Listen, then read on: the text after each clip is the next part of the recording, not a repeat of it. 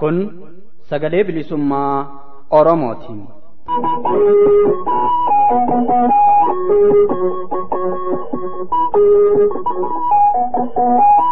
Sagaleen bilisummaa Oromoo guyyoota kibxataa jimaataa fi sanbata ganama sa'aatii 6:00 hanga sa'aatii 7:00 galgala ammoo sa'aatii 6 hanga sa'aatii 6:30 akkasumas guyyaa roobii ganama sa'aatii 7:00 hanga sa'aatii 8:00 galgala ammoo sa'aatii 7 hanga sa'aatii 7:30 dambalii gabaabaa kiilooheerzii 7,175 irratti yookiin dambalii giddu galeessaa kiilooheerzii 837 irratti akkasumas dambalii gabaabaa meetir baandii 25 kiilooheerzii 11,810 irratti jimaataa fi dilbata galgala sa'aatii 8 hanga sa'aatii 8:30 afaan Oromootiin roobii ammoo galgala sa'aatii 8 hanga sa'aatii 9tti afaan Oromoo fi afaan Amaaraan wal duraa duubaan qophiilee dabarsuuf amma jalqabama.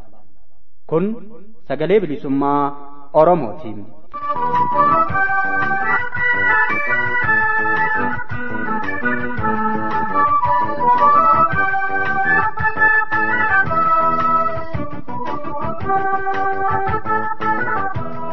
Hadda guyyaan dilbata ammajjii 14 bara 2018 ashamaa akkam jirtu dhaggeeffattoota keenya nagaan keenya kan kabajaa fi ulfinnaa bakka jirtan cufattis naa dhaqqabu sagalee bilisummaa Oromoo sagantaa afaan Oromoorraa qophii qabannee dhiyaanneerra qophii kan isin beeksisuudhaan hanga xumuraatti kan isin faana turaan waaqonoleeti oduun jalqaba qophii keenyaa irratti isiniif dhiyaata. Odutti aansuun kabaja ammajjii 1 guyyaa waraana bilisummaa Oromoo jiddugala mooraa leenjii adda bilisummaa Oromootti kabajamee oole irratti gabaasaa qindeeffanne kutaa lammaffaa isaa sagantaa keenya dabre keessatti isiniif dhiyeessuun keenya ni yaadatama. Itti fufuma isaa kan ta'e kutaa sadaffaa isaattu isiniif dhiyaata. Xumura qophii keenyaa irratti ammoo gaaffii fi deebii artistoota miseensota waraana bilisummaa Oromoo waliin taasifnee kutaa jaffaa isaa isin biraan geenya. Hundumaa hanga xumura sagantaa keenyaatti nu faana bu'uun hordofaa isiniin jedhaa oduudhaaf jaal ayyaantu bulchaa.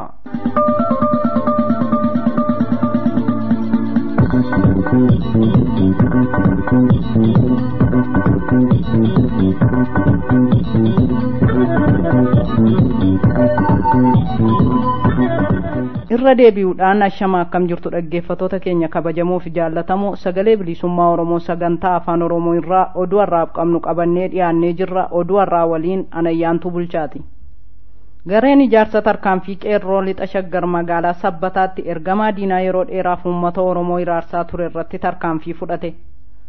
Oduun nu gahe akka hubachiisutti amajji 11 bara 2018 magaalaa Sabbataatti gareen ijaarsa tarkaanfii qeerroo lixa shaggar ergamaa diinaa gaafatamaa dhaabbata bosona Oromiyaa ta'e irratti tarkaanfii boonsaa fudhateen du'aaf jireenya gidduutti argama.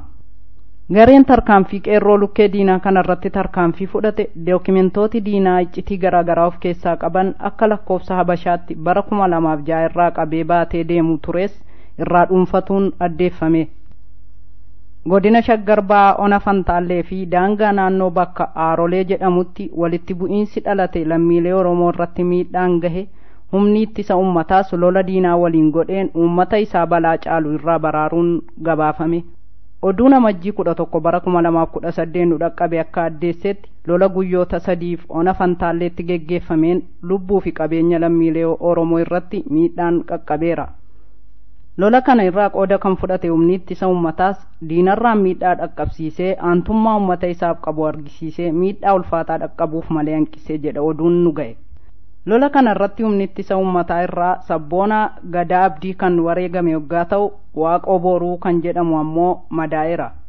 Huseen Roobaa, Taayyee Boruu, Alamii Muhammad, Hullee Fantaallee, Burqaa Alii, Roodi'eel Boruu kanneen jedhaman lammiilee Oromoo lola Ona Fantaalleetti geggeeffame irratti madaa'an keessatti argaman. Kun kanaan otoo jiru magaalaa Mataaraa keessatti humnooti diinaa lammiilee Oromoo nagaaree bichaan miidhaa irraan geessisaa akka jiranis oduun wal qabatee nu dhaqqabe ni ibsa. Akka kanaan achuma magaalaa Mataaraatti lammiileen Oromoo Arbooyyee Saatoo, Roobaa Sayidoo, Huseen Asaboot, Amiinaa Asabootii fi Alii Huseen jedhaman kanneen humnoota diinaan akka malee reebamanii miidhaman keessatti argaman. Mootummaan wayyaanee ergamtoota isaa maqaa adda bilisummaa Oromootu nu erge jedhuun kan dhaabbatichaa fakkeessanii unka miseensummaa qopheessuun hawaasa keessa ittiin deemaa akka jiran saaxilame.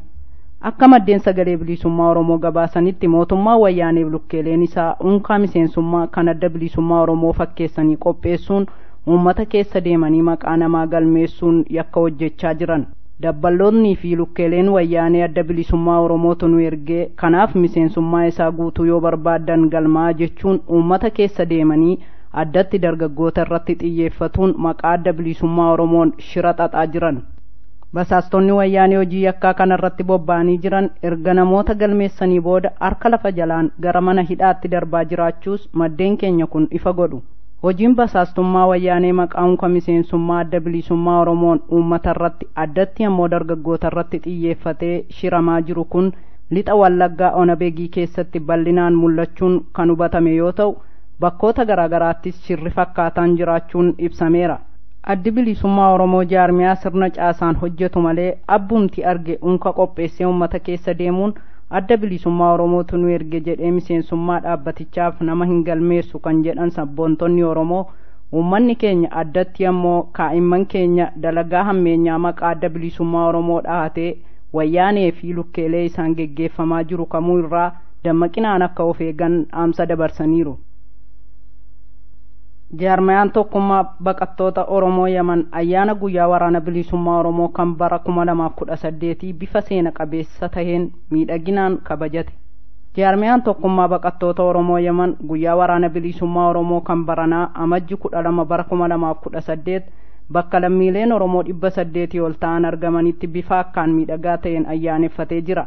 Sirna kabaja ayyaanichaa ilaalchisuun kanaas obsiifni obbo Abbaa Waashaa akkas jechuun haala jiru nuuf ibsan. Bareedaa sagantaan nuti qopheessinee barana baay'ee bareedaadha. Isa duriin kan baranaas irraa wayyeeffamaadha.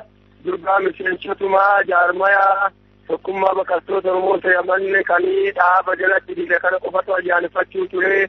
Guyyaadhaa hawaasni magaalaa kanaa guutuun itti birmatee hundi isaanii yaada wajjin ayyaaneffataa jira. Haala kan olaallu injifannoo guddaa kan dur caalaa nutti mul'ata. Guyyaadhaa kan qopheeffannee gama aadaatiin nyaannis ni jira.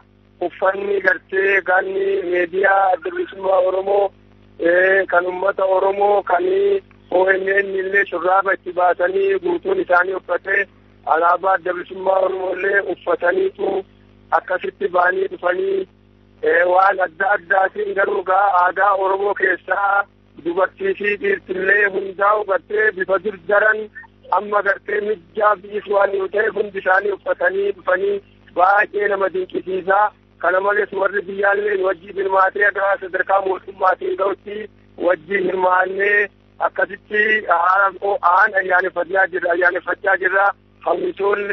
Hawwisoo aadaa adda bilisummaa Oromoo waraana bilisummaa Oromoo kan faarsitu kana hunda ni qabnaa itti bashannanaa jiran jechuun manni. Rakkoo kanaan dura qaama mootummaa Yamanii fi farreen uummata Oromootiin baqattoota Oromoo irra ga'aa ture kan yaadachiisan obbo Abbaa Waashaa amma garuu haalli sun irra aanamuu ibsan.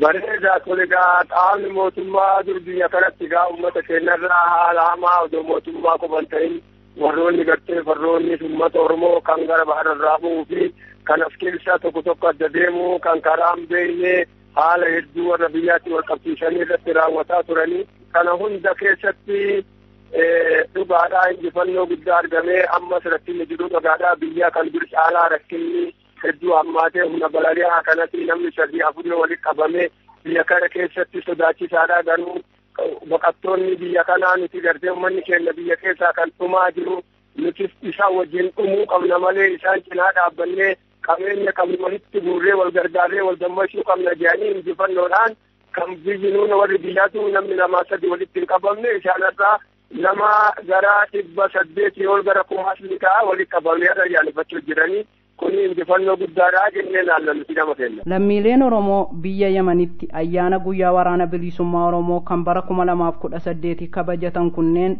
danqaa fi shira diinaa qabsoo bilisummaa Oromoo hunda irra aanuun qophii isaanii bifa akkaan miidhagaa ta'een geggeeffatuu gaaffii fi deebii sagalee bilisummaa Oromoo waliin taasisaniin kan ibsan obbo Abbaawaashaan waltajjicha irrattis amajji 1 guyyaa waraana bilisummaa Oromoo ilaalchisuudhaan akkasumas haala qabsoo bilisummaa Oromoo irrattis hirmaattotaaf ibsi kennamuu addeessan.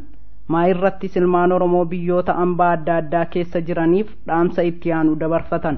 Waan qabanii uummata Oromoo kan tumaa jiru kan gartee bakka hundaa beekamni ragaa jiru keessaa fi alatti dhiiga isaanii lafatti dhangalaasanii reeffa isaanii saree lafarra harkisaa jirtu kan diinni garaa namaadhaaf ilmaan xiqqaa dubartii ulfaa gara jabinaan ajjeechaa jiru san cinaa dhaabbatanii qabeenya qabanii qabeenya duwwaa odoo ta'u humna isaaniitiin cinaa akka dhaabbatan dhaamsa kennantu jaarmanii tokkummaa baqattoota Oromoo filaman dabarsina. Oduu xumuraatiin godina Jimmaa Ona Limmuu Saqqaatti maqaa investimentiin lafti qonnaan bultoota Oromoo abbootii warraa 208 ta'anii beenyaa malee irraa fudhatamuun saaxilame. Godina Jimmaa Ona Limmuu Saqqaatti lafti qonnaa hektaara 315 abbootii warraa 208 irraa maqaa investimentiin dhimma hojii jallisii fi waan adda addaaf jechuun mootummaa wayyaanee dhaabbattoota isaa adda addaaf kennee qonnaan bultoota Oromoo dirreetti akka gate maddeen oduu ifa godhan. Kanneen lafti isaanii shiraan irraa saamame mana murtii olaanaa Oromiyaatti iyyatanii injifatanis manni murtii olaanaa ammoo bakka bu'oota dhaabbattoota lafa argataniif loogee lafti qonnaan bultootaa akka fudhatamuuf murteessuunis bira gaahameera. Korporeeshinii Sukkaara Itiyoophiyaa, bulchiinsa Ona Limmuu Saqqaa, dhaabbata bishaan albuudaa fi humna ibsaa Itiyoophiyaaf lafti qonnaan bultoota Oromoo Ona Saqqaa kan kenname yoo ta'u, abbootii warraa 208 ta'an laftii irraa fudhatames laftii isaanii akka deebi'uuf gaafatan reebichaa fi doorsisi kaabinoota OPDO akkasumas humnoota federaalaan akka irratti raawwatame ibsameera. Egaan dhaggeeffattoota keenya kabajamoo fi jaallatamoo oduun sa'a kanaaf qabnu asuma irratti goolabamee jira. Qophiilee keenyaaf waliin turtii gaarii.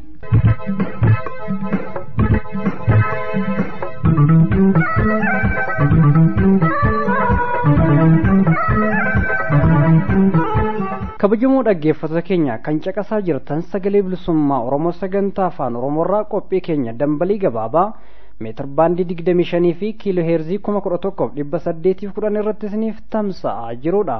Dhaggeeffattoota keenya qophiin keenya oduu isin dhageessisuun eegale ammallee akkuma itti fufetti jira.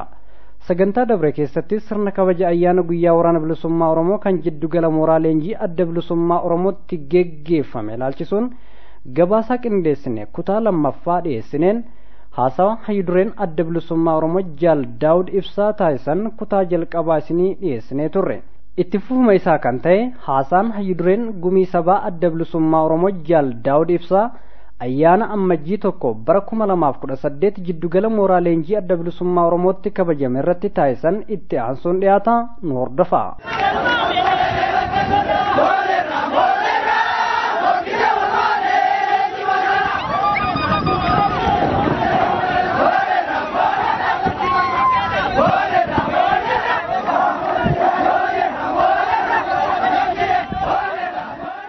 Qabsoon bilisummaa Oromoo haala walxaxaa fi hudhaa hedduu keessatti ofirratti hirkannoo qofaan geggeeffame injifannoo fi milkii galmeessaa sadarkaa har'aa ga'uu isaa kan ibsan hayyudureen adda bilisummaa Oromoo Jaal Daawud Ibsaa jalqaba bara 1990moota keessa wayitaa adda bilisummaa Oromoo mootummaa ce'umsaa keessaa dhiibamee bahetti ummataa fi miseensota waraana bilisummaa Oromoo dabalatee miidhaan ilmaan Oromoo kurna hedduurra ga'es kaasan.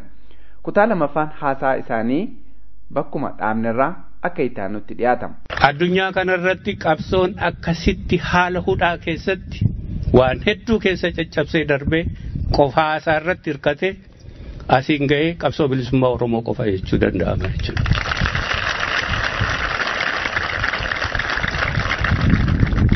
Addatti waggaa 26 yookaan 7 duratti 92 gaafa adda bilisummaa Oromoo chaartara keessaa dhiibamee bahaansa keessatti waraanni 20,000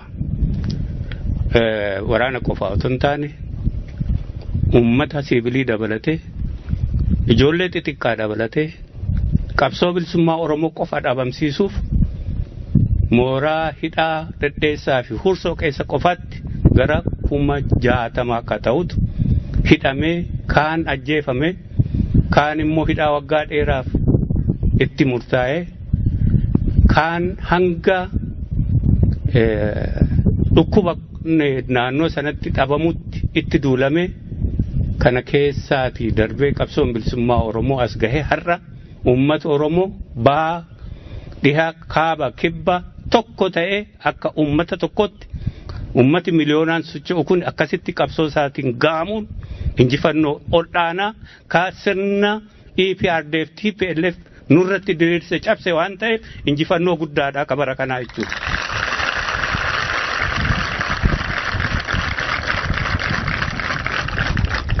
Kana keessatti as dhiyoo kana bara 2014 irraatii jalqabee 2015 2016 2017 haala addaa sochii waraana bilisummaa Oromoo sochii qeerraa bilisummaa Oromoon ummati Oromoo hundi wal keessa seenee fincila walitti fufinsaan diinni bifa adda addaatiin fincila kana cabsuudhaaf marraa sadii isa ammaa wajjin arfaffaa command post nurratti labsee humna waraanaa qabu guutummaa isaa harka 100 keessaa harka 80 akka ta'u Oromiyaa keessatti bobbaasee kana cabsuudhaaf kana hunda keessa cabsee keessa bahee itti fufinsaan hanga har'aatti guyyaa har'aa kanatti bifa adda addaatiin shira diinaa fi karoora diinaa diriirse hunda caccabsee injifannoodhaan ka keessa darbameedha waggaan darbe kunis injifannoo guddaadha jechuudha.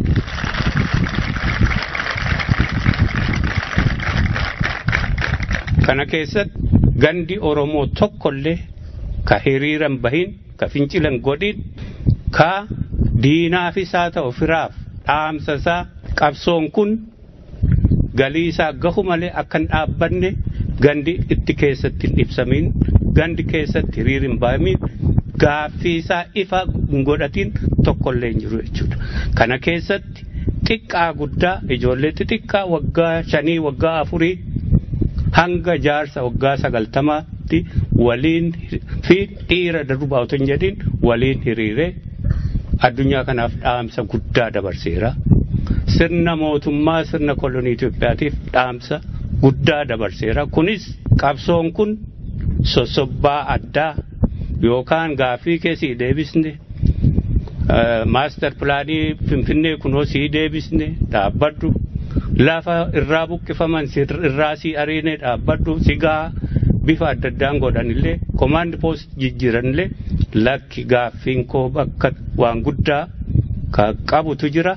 Sunis bilisummaa uummata Oromoo fi walabummaa Oromiyaati. Kun akka bakkaan ga'u dhaadannoo tokkittiidhaan ibsachuudhaan xumura sirna gabrummaa fincila xumura sirna gabrummaa jedhee dhaamsa kana dabarsuudhaan yoo kun deebee qofa dhaabbanna ka jedhu hangarraatti dhaamsa dabarsaa jira. Kuni dhaamsa guddaa addunyaatiifis sirna impaayera Itoophiyaatiifis jenneeti amanna. Haa ta'u sirni takkaa diriiree nagaadhaan nama keessaa deemu hin jiru hanga dhumaa caccabu malee diriiru kana ummati Oromoos kana waan beekuuf harka ol qabatee hanga sirni kun xumuratti godhamutti gaaffii bifa kamuu deebisan sossobbii bifa kamuu godhani akka boodan deebine agarsiisaa jira. Kana lamaantu wal qabee jira jechuudha waggaa kana keessatti.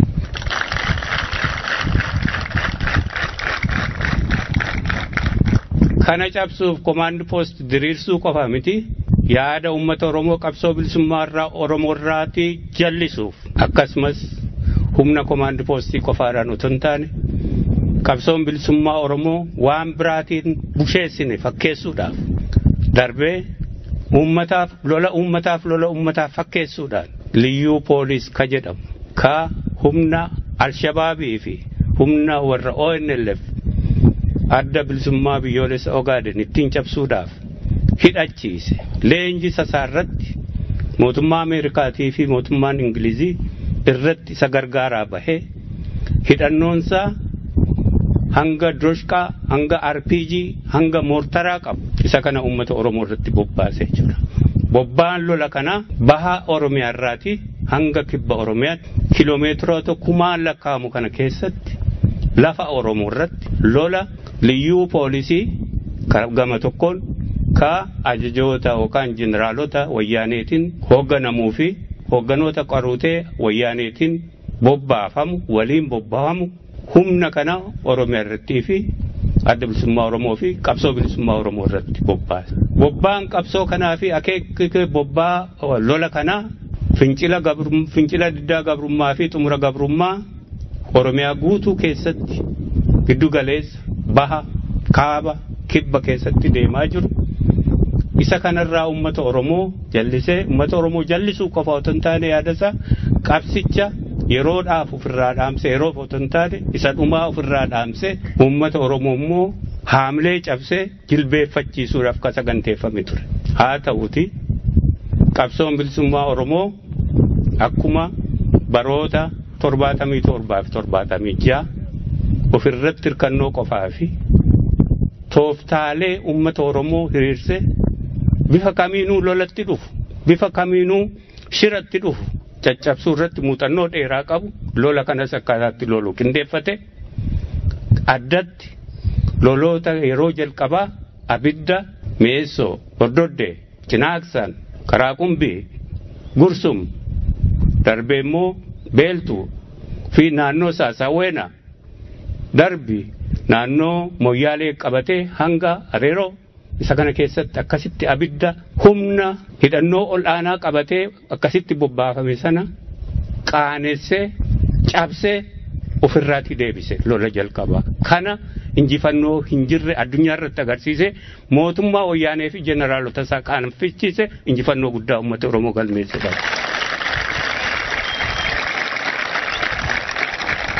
Inni kunis dhaamsa tokko dabarsuu fi qaba naannoo kanaaf yoo dhuguma waa dhaamsa darbu kana isaanii galate. Lolli kamuu fi taankiin kamuu xayyaarri kamuu uummata murteeffatee ka'e irratti bobbaafamu irree uummataa ka caaluu xayyaarrii fi taankiin kamuu akka hin jirre kana mirkaneesseeraa fi booriftaan illee kana mirkaneessinaa fi. Kana keessatti ilmaan Oromoo ka uummata isaanii waliin hiriiranii bifa adda addaatiin qabsoo bilisummaa Oromoo jalatti hiriiranii qeerroo bilisummaa Oromoo fi uummata keenya baga gammaddee baga injifannoon keessa baatee jenna jechuudha.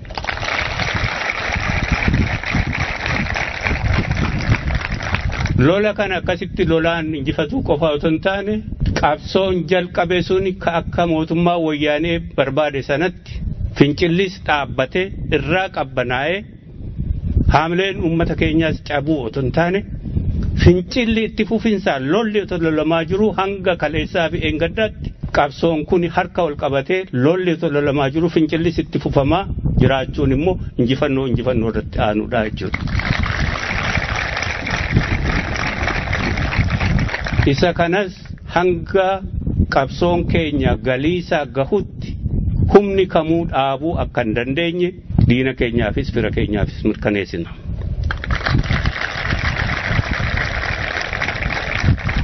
Dhaggeeffattoota keenya itti fufa haasaa hayyuu dureen adda bilisummaa Oromoo Jaal Daawud Ibsaa sirna kabaja guyyaa waraana bilisummaa Oromoo amajjii 1 kan bara 2018 jiddugala mooraa leenjii ABO'tti geggeeffame irratti taasisan sagantaa itti aanuun isinii dhiyeessina. Nu hordofuu hin dagatinaa.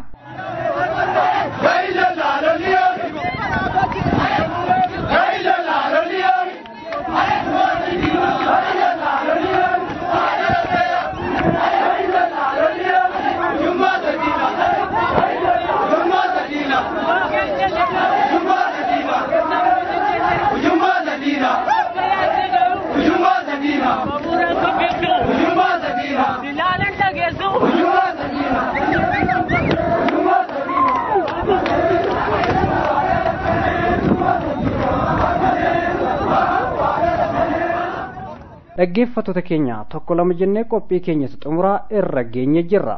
Innis gaafii fi deebii artistoota miseensota waraana bilisummaa Oromoo waliin taasifne kutaa jaffaa isaa ta'a kunooti.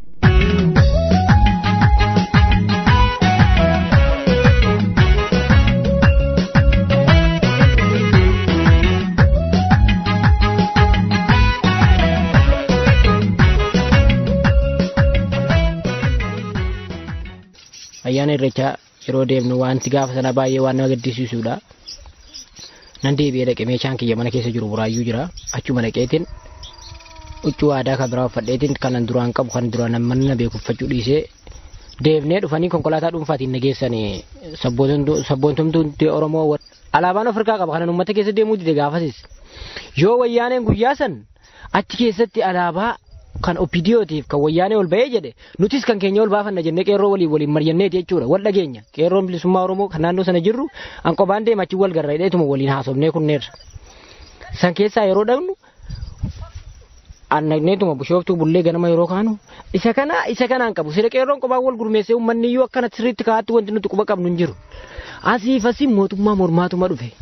San booda yeroo achi gabba'u maaliin eegalee fuudheetuma ofitti maradhe wanta kiyyaan alaabaan illee odaa ofirraan qabu ofumatti mareetiin uummata keessa gadi ka'ee fiiguu eegalle. Achi keessatti wanta na ajaa'ibe tokko osoo dhagnee gaa balaan sun hin uumamin poolisiin karaarra dhaabbachaa jira. Karaarra dhaabbateeti kan nama sakatta'u poolisii Oromiyaati. Huccuu immoo waanuma akka huccuu poolisii Oromoo huccuu kan qora bittinneessaa maal jedhan sana uffatu. Dhaabbatanii nama sakatta'u hulee qofaatu arga jira qawween harka hin jiru agaaziin kun akkas naanna'ee xaxatee dhaabbata dhaabbatanii sakatta'u alaabaan akkasumatti narratti ol laalee ija isaattan tufe qeerroon ol fuudhanii faana baatu yeroo sana keessatti jechuudha akkasitti yeroo ija isaatti akkasuma godhee ofirraa haxoowwateeti isa mataa keetii irraa jedheetiin si kabajanaan jedheetuma na dabarse akkasitti baay'ee nan rifadhe keessi koo deebise maali namni kun jedhee rifadhe achi gad deemnee yeroo sana dhagnee irreeffannee yeroo deebinus dhaadannoo gosa adda addaa dhiyeessaa turre yeroo sana.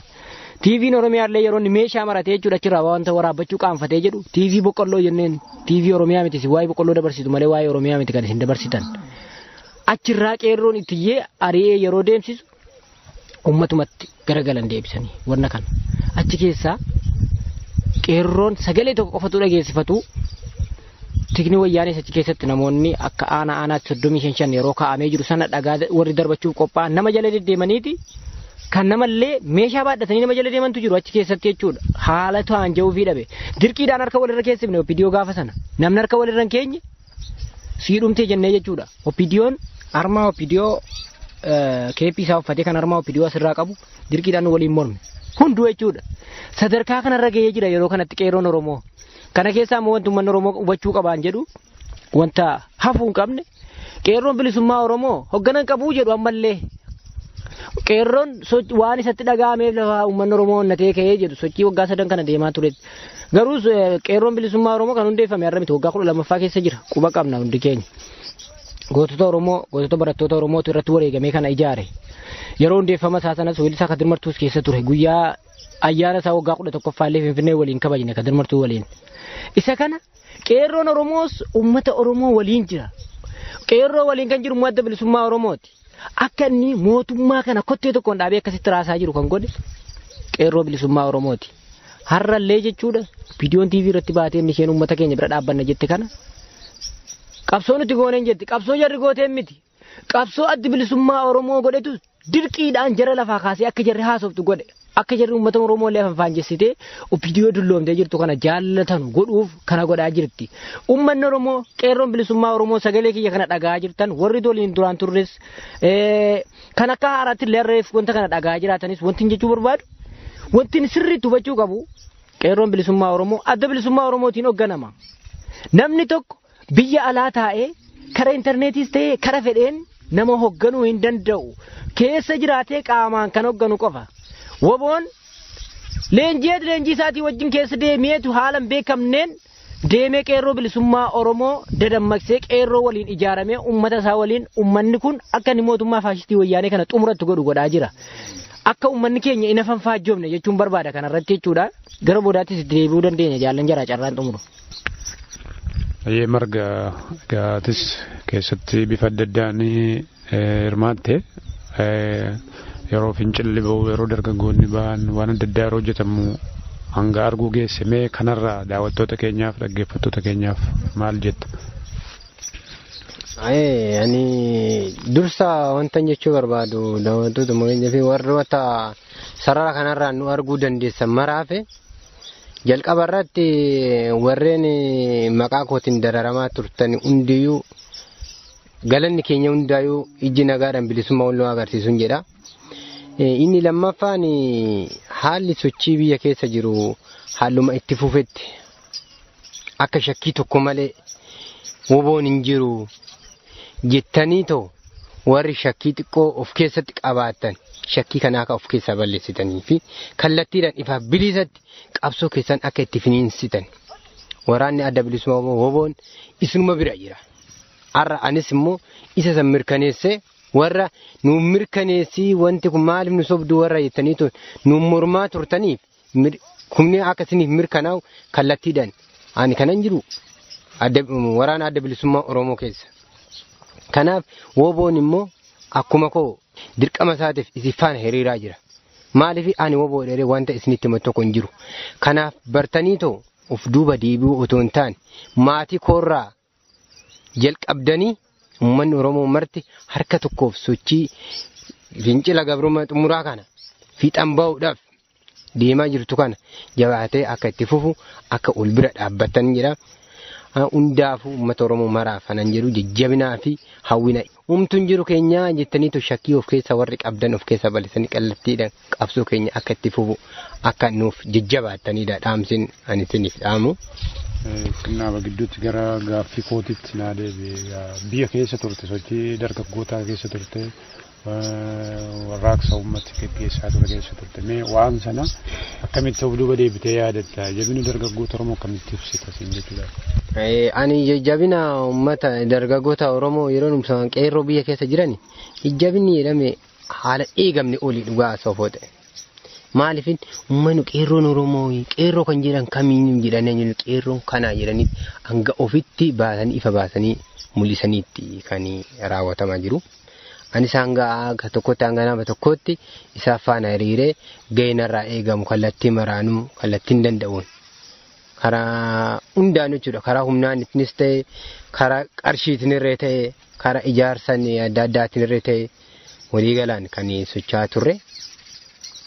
Isaan kana ani haala nu badhe haala gaariidhaan akkuma sanii takka garuu jabinni keessan akkuma itti cimee ta'afu fuudhaan jechuu barbaade.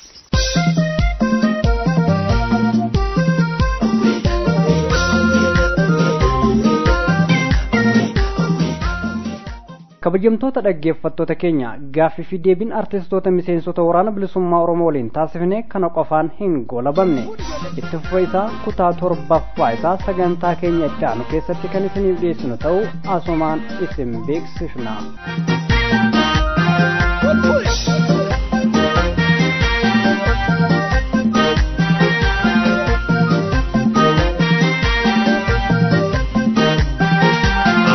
Kenya falmani darban qabsoo cimaa lubbuudhaan kan wareegaman seenaatu nuu himaa akkaataan itti falmannaa kottaa jaallee jimmaa kaayyoo isaanii galmaan keenya gosangi beekamaa. Abbootiin keenya falmanii darban qabsoo cimaa lubbuudhaan kan wareegaman seenaatu nuu himaa akkaataan itti falmannaa kottaa jaallee jimmaa. Kaayyoo isaanii galmaan keenya gosangi beekamaa.